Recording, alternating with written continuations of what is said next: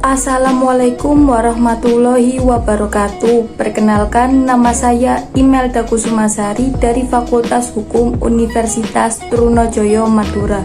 NIM saya 2101111002110.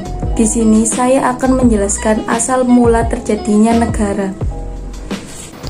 Sebelum mengetahui bagaimana sih awal mula negara bisa terbentuk, kita itu harus bisa memahami dahulu apa itu negara.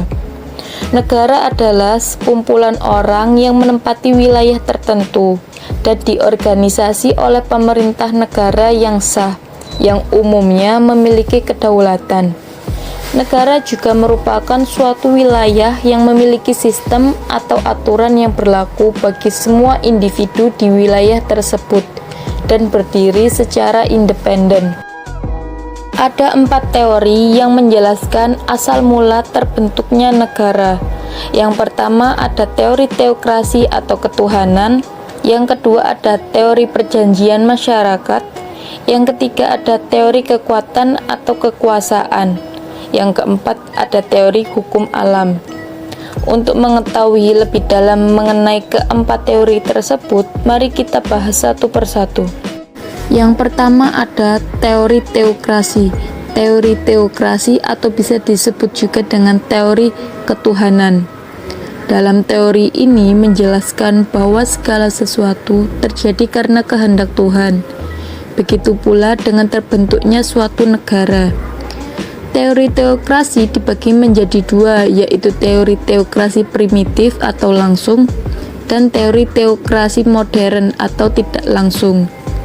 Teori teokrasi primitif adalah kekuasaan berasal dari Tuhan dan diturunkan secara langsung kepada seseorang yang memerintah dan dianggap sebagai titisan Tuhan. Contohnya seperti Iskandar Zulkarnain dianggap sebagai putra Zeus dan Fir'aun Mesir dianggap sebagai titisan dewa. Sedangkan teori teokrasi modern adalah kekuasaan berasal dari Tuhan yang dianugerahkan kepada seseorang yang memerintah karena suatu kejadian atau peristiwa tertentu. Salah satu pelopor teori ini adalah Frederick Julius Stahl yang mengemukakan bahwa negara tumbuh karena takdir sejarah dan negara tidak tumbuh karena kehendak manusia, melainkan skenario Tuhan. Yang kedua adalah teori perjanjian masyarakat. Teori ini meyakini bahwa negara itu lahir, muncul, dan berdiri karena adanya perjanjian dengan masyarakat, baik tertulis maupun tidak tertulis. Dalam teori ini menyorot pada 2 zaman, yaitu zaman sebelum negara dan zaman sesudah negara. Zaman sebelum negara, zaman ini manusia hidup di alam bebas, oleh karena itu disebut sebagai manusia in abstrakto.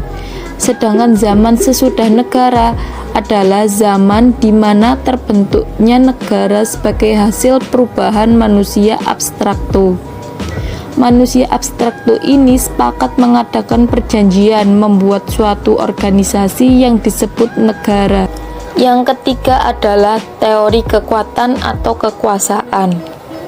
Teori ini menjelaskan asal mula suatu negara merupakan hasil dominasi dari kelompok yang kuat terhadap kelompok yang lemah.